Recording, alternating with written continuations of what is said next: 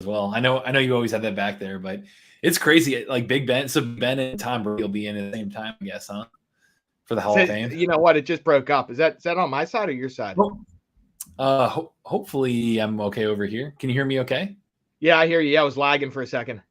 Okay. Let me know if we have any issues. We should be live here on Facebook, Twitch, YouTube, all over the place. So, Okay, cool. yeah, let me know if you have any issues on, on my end. But no, I was saying it's I love the Steelers stuff back there. So I guess Brady and Roethlisberger will be getting in the same year in the Hall of Fame. Yeah, how about the? Yeah, they both just retired. Yeah, because I just saw Brady's retire now too. Yeah, yeah, it's Yeah, so nuts. Yeah, it is. Yeah, it was a good run with Ben. Those are fun. no kidding, man. Yeah, I was gonna say you hit some fun years there for sure. Yeah. Um, well, cool. Well, again, really appreciate you coming on today. I know, again, as people join us, feel free to jump in the chat. I have AJ on my team monitoring the chat as well to be able to help answer any Deal Machine specific questions you guys have. But, as people jump in, say hi, tell us where you're calling in from or listening in from, and then tell us if you've done a deal yet. If you're, we can talk all things for newbies, for getting started for Bryan here. You've got all kinds of experience here to be able to talk to that new investor or that experienced investor that's really looking to scale. So feel free to jump in the chat and talk about if you have where you fall in that spectrum, and we can make sure to kind of tailor accordingly. But yeah, excited to have you on today, Bryan. I know we've done had a couple conversations, like really impressed with what you guys do. I know, just a quick background for people. Bryan is the founder of Motivated Leads. So if you go to motivated-leads.com, and I'll throw that in the chat here too. Founder there, you have a passion for real estate investing. Joe, thanks for jumping on too. Good seeing you. Passion for real estate investing yourself, Bryan. And you own a portfolio yourself, personally, but then outside of that, you have a digital marketing expertise where you guys help real estate investors with all things digital marketing, and have done that for, over a decade and spent millions in ad dollars on that. So really excited to have you share your knowledge here today with our community. Yeah, cool, man. Yeah, glad to be here. Yeah, awesome. And I think, again, anything related to, paid ads, and just digital marketing in general to generate, business and real estate investing to generate deals. Bryan can answer anything along that spectrum. But maybe can you talk a little bit, Bryan, about your background? I know I'd read that bio there, but what got you into this to begin with? Yeah, sure. So on a digital marketing side, I got involved with that years ago. One of my buddies was selling tool blades online. And he bought tool blades, imported them, and I was selling them on eBay. I'm like, hey, dude, let's stick up a base. This was back in like early 2000s. So I said, let's stick up a basic website. It was like their free platform that was just white. Stuck it up. He started selling. He's like, dude, you need to start doing this for other people, because it actually grew into a business for him. So I'm like, okay. I hopped on to, it was called Odesk at the time, and now it's called Upwork. Hopped on, started freelancing for $20 an hour, just messing around, and I was getting people really good results. So it grew into a business. So going from just working out, helping him out, I started working with within a couple of years, like really big companies, like big e-commerce companies, national, international, like really competitive stuff. So I did that. The business was going really well. And then probably 8 or 9 years ago, I got involved with real estate. So I found a property on Craigslist, went and met the guy, and I saw at the closing on the HUD, it was like a $15,000 fee. I'm like, this is nuts. So what I did was I slapped up a Carrot website, just seeing like what even would happen. And I put some marketing behind it, and we started getting leads, and we were crushing it. So I only buy in one zip code, and I only do buy and hold. So I was getting all these leads all over the city. So I partnered up with a couple wholesalers, sent them the overflow, and we do JV. And we just saw a big need. So me and Chad, we decided to start Motivated Leads, specifically targeting helping real estate investors, because there's a big need there, and we have the knowledge, the background on the digital side. So that's kind of where it came from. Nice. Yeah. No, I know you mentioned Carrot there as well. That's definitely somebody we have on our channels all the time and are close partners with too. So I'll ask you a little bit more about that down the road too. But just a reminder, everybody can feel free to jump in the Q&A, ask any questions there. Tell us where you're calling in from. One thing I was curious about was, online advertising is such a broad spectrum of things we can be talking about. Can you maybe start with and defining some of the specific channels that real estate investors can be most successful with, and just kind of give our community a little bit of a general, foundational knowledge around that? Yeah, sure. So you have multiple different ways to market online. And what you're looking at, even with online too, you're going to either spend time or money. So for example, on SEO, you can do all the SEO yourself. You can write all your content, things like that, and do research and the grunt work. And there's so many things online that you can teach yourself how to do it. And it doesn't cost you anything.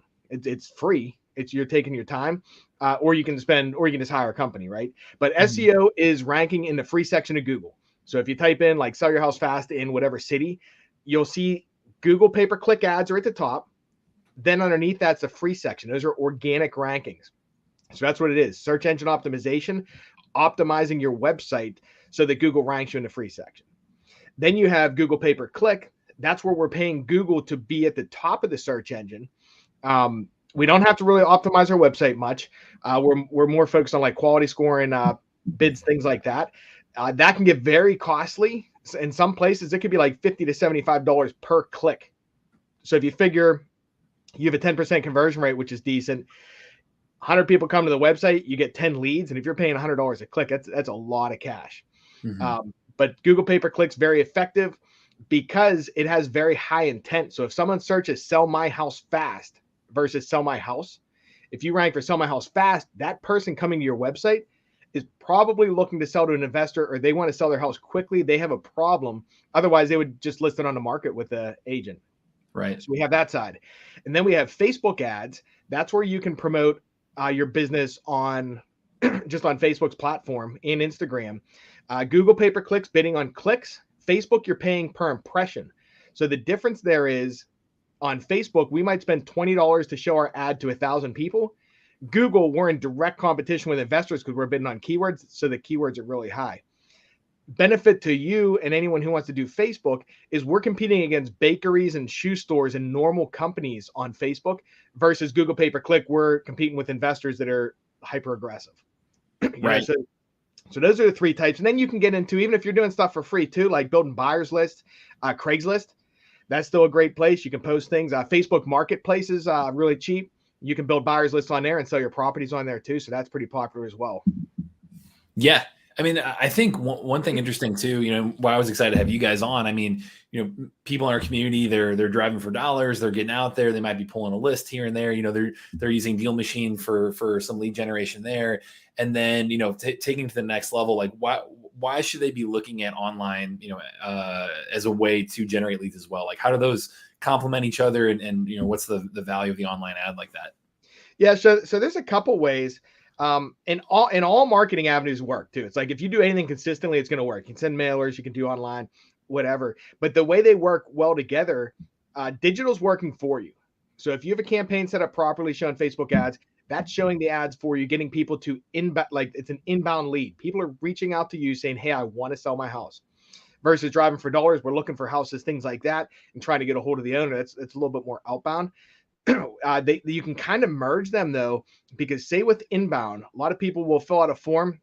Sometimes you might not be able to reach them. That's where DealMachine comes in. Like you can get a lead on Facebook, and what you can do is just have mailers go out to all these people too. It's like, okay, you're dripping them, you're sending them emails, you're calling them, but then you're also adding that next layer of you're having a mailer go out to them too. Hey, thanks. I saw you were looking to sell your house. We've been trying to reach you, whatever, because the follow-up's key with this game, and they all can kind of work together. Same with like say you send a mailer and someone comes to your website checking you out, you can retarget them on Facebook and show ads to them and stay in their news feed just based on that first touch you had there. Yeah. I think one thing we talk about, even with like Carrot, for example, I know you used that mentioned them earlier. We'll talk often about like, hey, your online presence and your offline, those things play together. Where if you're out there, you're using DealMachine, you're doing anything from door knocking to call, text, email to sending a mailer, whatever the outbound marketing method is. Many times, one of the first things they're going to do is look you up online and look to see hey who is this guy right. or gal, So having some kind of online presence like that, or coupling your outreach in person with that online ad, that impression goes so much further when you kind of have that omnipresence approach. Yeah, and you know what? Something too that just popped in my head. So say you're sending mailers. I said Google pay-per-click's really expensive. If you guys are sending mailers, I would at minimum set up a campaign yourself bidding on your name. Because like Matt's saying, people are going to type in your name just looking you up. They want to see, hey, is this guy legit or not? Make sure you're at the top. It's super cheap to bid on your name. It's not like we're bidding on big keywords. And then you can make sure you're always at the top when they're looking for you. That's a great tip. Yeah. Sterling, great question here. So jumping in, saying, how do you get the special ad feature on Facebook? It's been rejecting my ads when it comes to housing ads. Yeah, it's a big problem on Facebook. So, hey, Sterling, here's what you do. When you set up a Facebook campaign, at the campaign level, there's a button there's a drop down. You need to click that you're in the housing category. And then you have to select what country, like United States or wherever you're marketing. So you have to opt into the housing category. What the housing category does, though, is it limits what you can target. So you can't target by zip code. You can't target by age. You can't target. It removes a lot of the demographics. So your ads have to be very direct with that way. But that's how, because if you keep putting ads up and you don't opt into that housing category, they'll ban your account. Like it's a big problem, and it's a big issue whenever you can't get your account back. Appreciate the tips. Here, by the way, I know I mentioned this earlier. Here's their site, motivatedleads.com. So I know you guys put out a bunch of great resources there, and excited to have you on today. And feel free to keep jumping in the chat, everybody, and asking questions like that. So great question, Sterling. But yeah, I think just to kind of begin with too. Can you maybe give some of the basics around, a playbook for real estate investors looking to get into online ads for the first time? Like, where should they start? I know you broke down the SEO, PPC, Facebook ad model as kind of three main channels, but do you have any kind of best practices advice for that newbie just getting started? Yeah, so if you're just getting started, it depends. If you're getting started and you have a little bit of money you want to spend, I would say play around with Facebook. If you're getting started and you don't have any money, I would jump into SEO. Here's the difference. So SEO is a long play. You can start working now and you are going to probably see leads in 6 months. Like, it's not a fast game. You're optimizing your website. You're waiting for Google to see it, things like that. I look at SEO kind of like owning the house. Facebook and Google pay-per-clicks like renting the house. I could put a campaign up today. We're getting traffic today or tomorrow. It's immediate. But when you pull that ad spend away, the traffic goes away immediately. So if I were just getting into it right now and I had a couple bucks to play with, I would probably play with Facebook. I would put up campaigns targeting your areas. A couple things you're going to want to make sure you do, like Sterling was saying, is opt into that housing category. Make sure you have Facebook. It's called a Facebook pixel. You need, and in your ad manager, you'll see it. It's a specific code that you put on your website. What that does, that allows Facebook to see the people that are coming to your website and build audiences, build retargeting lists, things like that, and see who's converting. And then also it allows the algorithm to try to get your ads in front of more people that have converted once they get enough data. So you're going to want to do that. And also make sure your ads are extremely direct. Like, I see a lot of investors getting out wanting to get well, we can talk about this. There's so many different things. I see a lot of investors out there that just want to get cheap leads. They want to get a whole bunch of leads, things like that. So they'll do like, hey, get your free home valuation or something like that.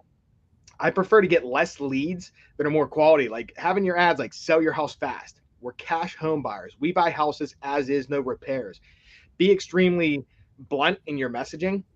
So that only people come through have a higher likelihood of being motivated to sell versus you just getting bombarded with 100 leads and none of them are motivated or even what you're looking for. Right. I love the analogy of the renting versus owning, for this audience too. The renting is the paid ad and the owning is the, SEO, where you're building that traffic over time. But yeah, I think, what you just talked about there in terms of the funnel, I guess, having some kind of content offer that's very high level and some free consultation or something like that, that if you're going to take that strategy, you got to have some way to be able to nurture that lead and turn that lead, because they're not high intent, they're not a hot lead at that moment. You need to have some way to stay top of mind with them and continue to educate them and get them down that funnel, so that way when they are ready to make a decision and are looking to actually sell, that you're the one they think of in that at that time. So I agree as well. Like targeting the high intent people like that is where you're going to be able to have get in front of people that are ready to take action now. Do you have any tips on finding those people, or on targeting those, getting in front of those people specifically? Yeah, one thing that's important, we'll even take a step back too, because if you don't know, so we talk about retargeting. That's what Matt's talking about, staying in front of them. So what we have, Facebook has, you can just show ads. You can say, hey, I want to show ads to people in Pittsburgh or wherever, and it'll show ads to those people. Once they come to your website, we want to build that audience, and it's called retargeting. They've shown interest in our site. They've shown interest in what we do. Now we want to show ads to those specific people only, which is really cheap. So it's like, think about when you go down to Amazon or something and you're looking at a pair of shoes, and then those shoes are following you around online. We want to do the same thing. You just sent them a mail, or they just came to your website looking, oh, who is this guy?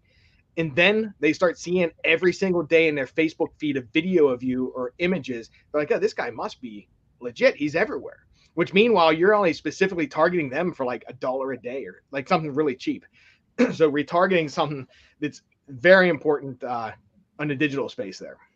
Yeah, appreciate you laying that out more clearly. But when you're doing that first online campaign like that, and you are doing those high intent ads, the specific calls to action, do you have any other tips on how to nail down that initial audience and really get more specific? Or mainly the audience. Biggest tip I have is go really direct. And also, there's two different ways. Say we'll talk about Facebook here. There's two different ways to run ads. You can run Facebook lead forms, which is where someone's scrolling through Facebook, they see an ad, they click the ad, Facebook opens a form on Facebook, auto-populates their information that Facebook has in their database, and it may be accurate, may not, and then that's a lead. You can get those really cheap. They usually end up being very low quality. What I prefer to get a better quality lead, send them to a website. So I usually like to put up barriers. So it's like, okay, you have to click it, then you go to a website. Now you have to fill out a form. Then I'm going to ask you more questions after I capture your phone number and email. That's one way to kind of disqualify people and increase your quality of the lead when you put those barriers up. Yeah. Can you talk about that a little bit more around optimizing landing pages and kind of best practices on your own site and how to get people through there? Yeah, sure. So what I found works best. So picture a website, top left-hand side. Normally we're going to have the logo and everything up at the top, but then on the left, we're going to have a call to action, because when someone comes to the website, you have like 1 second for them to see what it's about. So you want to have like, sell your house fast, we buy houses, things like that grab their attention and match what the ad said. And then normally on the right-hand side, you're going to ask for address, phone number, and email. You want, reason is we're not even asking name. We want to collect their information. We want to make that step very easy for them. Once they give us that information, then we send them over to a step 2 page that asks questions like, confirm it's not listed. How long have you, or why do you want to sell? How fast do you want to sell? Who's living there? Is it owner occupied? What kind of repairs does it need? And that second step kind of weeds out the people that aren't motivated. So that's kind of how I do it. And we found a lot of success there. We've tested so many different ways.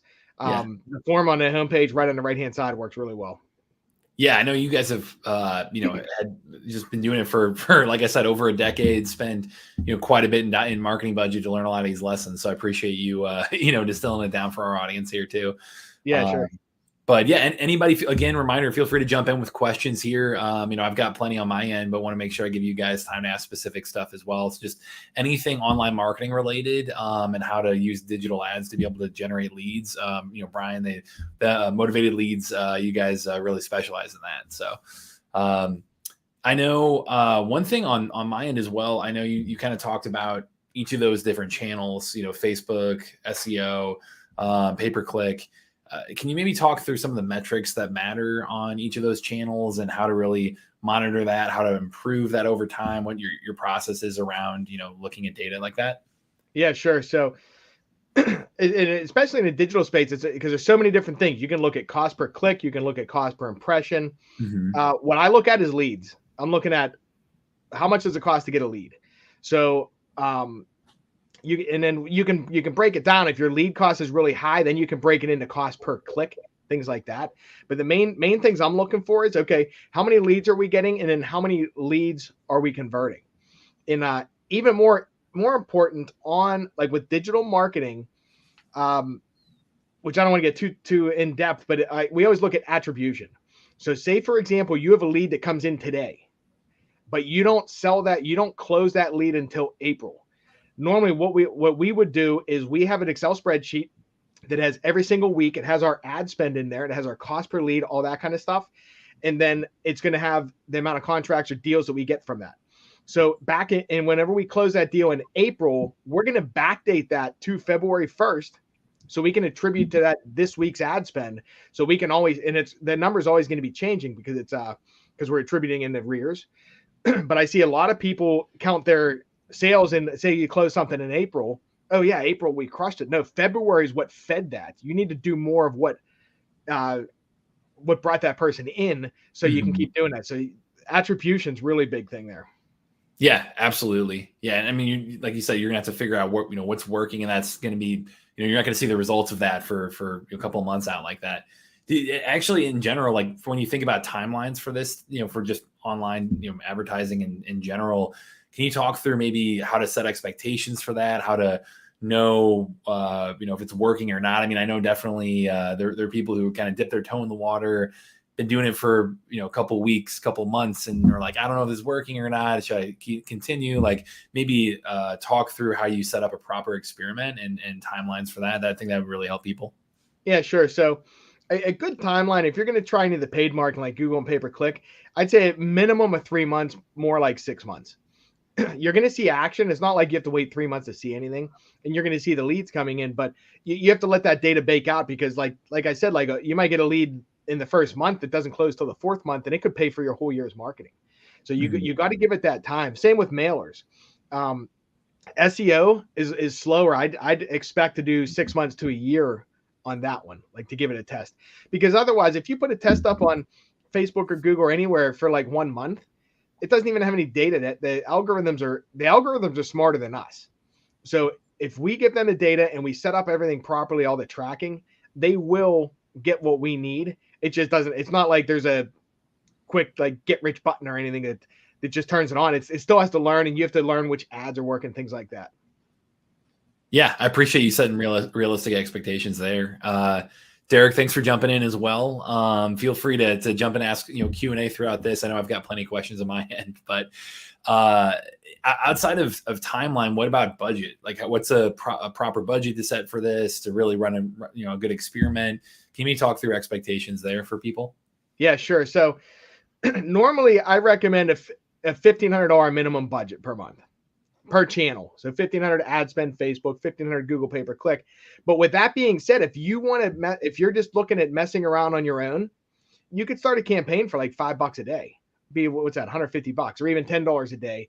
And what you're doing, if you want to learn it on your own, you're able to look at data. You're not going to get a ton because it's a low ad spend, but you'll be able to learn and tweak things before you want to scale it up. So realistically, like if you wanted to get out there and run it as business, I'd say $1,500 minimum. But if you're trying to learn, don't let that $1,500 number hold you back. Get out there and like do a campaign for like $5 and go out there and fail. Keep failing on it. See what doesn't work, and eventually, if you keep at it, it will work. Yeah, that's great. I mean, I think, like you said, you can be scrappy with it at first for a couple bucks a day and learn a lot of lessons before you really try to scale it, try to pour a lot of resources into it. So yeah. Yeah, it really depends on the person. Like some people want to learn, and then some people are like, dude, I got too many deals, I got too much going on. Let's just pay someone to do it. Just go. Yeah, fair. Yeah, I mean, I think, and I know we have kind of newbies, watching and trying to do their first deal, and the more advanced investor like that. Is there a different marketing approach you'd take accordingly, or what are your recommendations there? Newbies, get out there and do the deal. Like I know a lot of guys that I talk to, they're getting into the space. It's in their head. Like a lot of people are in their head, like, oh, I got to do this, make it really ever complicated. Or I can't do this because I have to get a website set up and I have to do this and I have to get an LLC set up.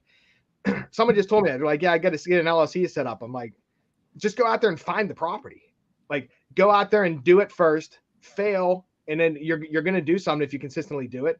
But I on the new side, that's one thing I see a lot of times. People have to get everything set up ahead of time versus just going out, and you can just drive around, find some houses, skip trace them, and call them. You can find a deal quickly, you know? Mm-hmm.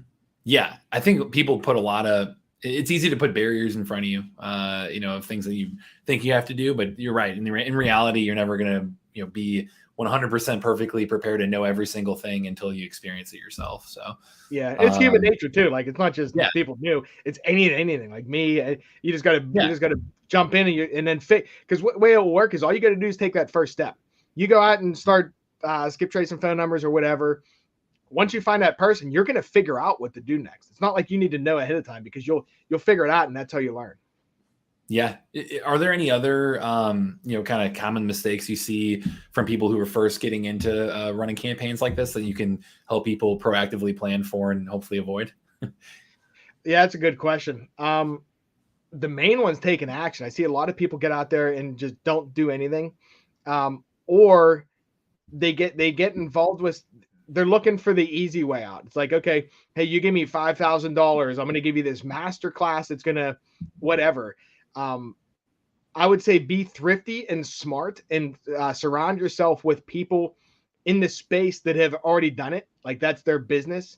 And like every city's going to have groups, or even on Facebook. Like, there's all kinds of groups with people that are doing what you want to do. Surround yourself with those people. A lot of them, most people will let you pick their brain. They're people that are successful are trying to help other people out. So I would say surround yourself with all those people, and you'll have a much higher likelihood of succeeding. Yeah. Well, I mean, when it comes to online, ads like that, are there any places to find mentors like this that you really recommend, or any other resources that you recommend to really start educating yourself? You know what? So, like in Pittsburgh, we have a group in Facebook. It's just like the Pittsburgh Investors Group. I think a lot of cities have those. So I would recommend joining find the biggest ones out there that are the investor groups, and get involved with them. You'll be able to see the deals going out. You'll be able to see who the players are, things like that. I know there's a lot of different courses out there too that people are using. Some of them are good, some of them are not.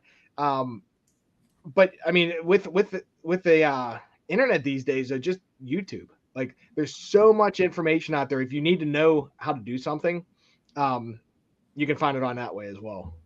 100%. Yeah. I mean, we definitely, I know stuff like this we're trying to put out all the time. I mean, YouTube University definitely is a real thing. Yeah. Do you, for a newbie that's just starting to educate themselves like that, how difficult do you think the learning curve is? Like, is this something that's realistic to really, get kind of an initial campaign out there, in any kind of an effective way? Or what you mean, getting involved with real estate in general? I mean, like the online advertising route specifically.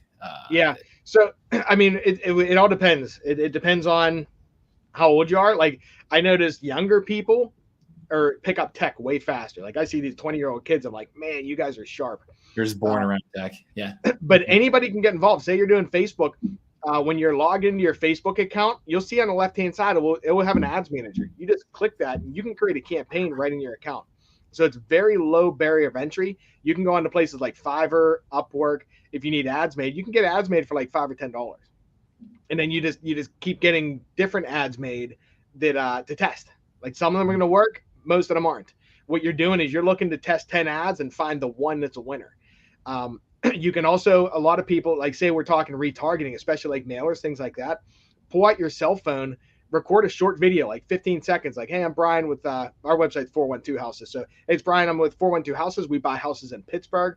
And then, just give us a call if you're interested in selling. Things like that make you personable, because what people, like, if you think from the seller's point of view, when they're looking online, they're looking for somebody local that looks reputable, that doesn't look like they're going to rip them off. So if you can stay in front of them with those videos too, if you're comfortable being in front of camera, that builds a lot of credibility, because then even by the time they meet you, they're like, you know what, I like that guy, or they at least feel like they know you. For sure. Yep. It's a way to, I know I have one friend, they do online video as well. Nick Niehaus, I've had him on here before, and he'll call it being quote unquote local famous. So, Yeah. being able to really target your area and say, and even just putting out content that is, entertaining or valuable there, like having that familiarity goes a really long way in opening doors. So, yeah. And you know what, too, when you're creating that content, you don't have to, like, normally what I would think is, like, a lot of people are like, hey, we have to create a whole ton of content. Think about what's going to benefit the seller. Like, put yourself in their shoes, put yourself in their situation, because a lot of these people are going through hard times. So it's like, okay, I'm going to make something that is going to be a tip for you that will help you regardless whether I get the business or not. It's because we're getting exposure on that side. It's building credibility. But think from their point of view, what kinds of things can help them, and make those types of videos as well. Like, point is, try to stay away from the fluff stuff. You know what I mean? yeah, that's like fair. figure out your outside. But that kind of stuff will have a huge return on investment. Yeah. Do you have any tips on generating topic ideas for content, or for, being able to create stuff that people really care about? Yeah, you can. Sometimes we'll just think of it. We'll just think of it in our head. Like, we'll have a brainstorm. So like, if you're in a networking group or anything, you can talk with those people. BuzzSumo, that's a website that you guys can check out. BuzzSumo will pick different topics online, and it kind of scrapes the web, seeing what's popular and not. And you can find the popular topics, make them based on that as well. You can look on like big influencers, their pages. If they're talking about something, it's probably already been researched. So you can talk about those topics also. Yeah. And Derek, I definitely agree with you on the, there's a lot of info online. So it's easy to get that analysis paralysis for sure, where you're feeling like, hey, I need to watch this one more video, watch this, do that. I do think you're, like you said, Brian, you got to take action. You're going to learn from that action.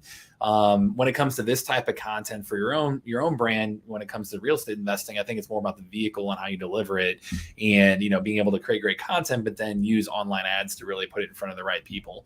But yeah, I one thing from that perspective, I know, every conversation you have with a potentially motivated seller, I think the things they're asking you about, or the things that they're wanting advice or thoughts on, or want to be educated on, write those down. And those are all great topics to be able to talk about it on a broad scale within, online advertising. So just because, if they're asking you, they're probably not the only one dealing with that.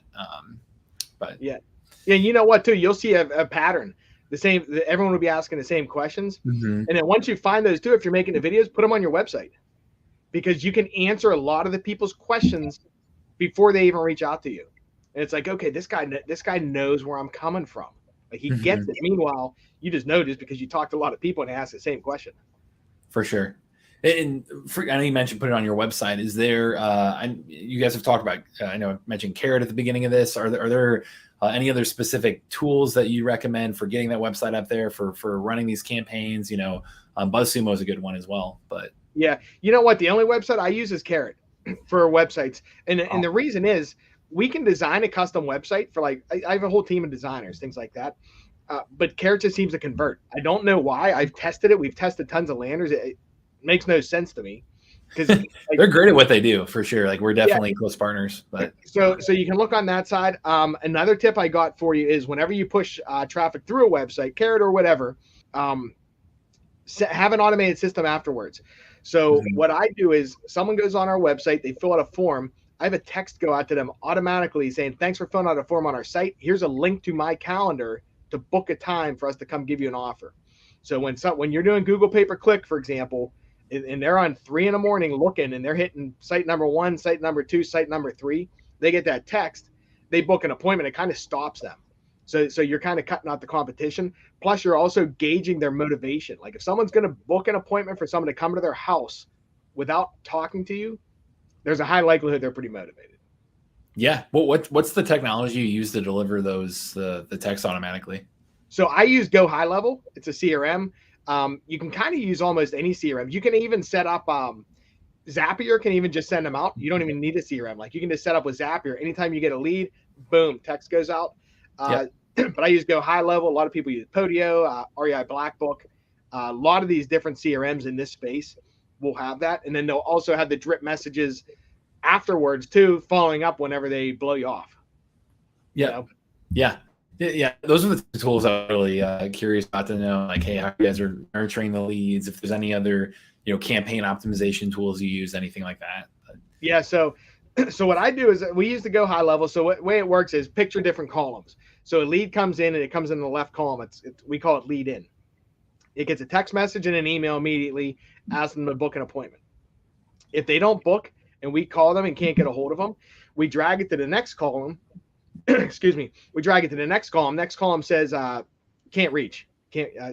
And what that does, that books an appointment, or that will text and email them for like 45 days. It's like, hey, you know what? You filled out a form. Are you still interested? We're just touching base. It follows up with them for a long time. And then those are the basic 2 drips we have. Some guys get real crazy and go in. Then if they meet them, then they have other drips. I don't, but I also just dabble with real estate. Like I just buy them myself, and that's not my primary focus. But yeah, I mean, I would 100% set up some sort of follow-up system that's doing it for you, because you might get a deal a year later that they just changed. They're ready now.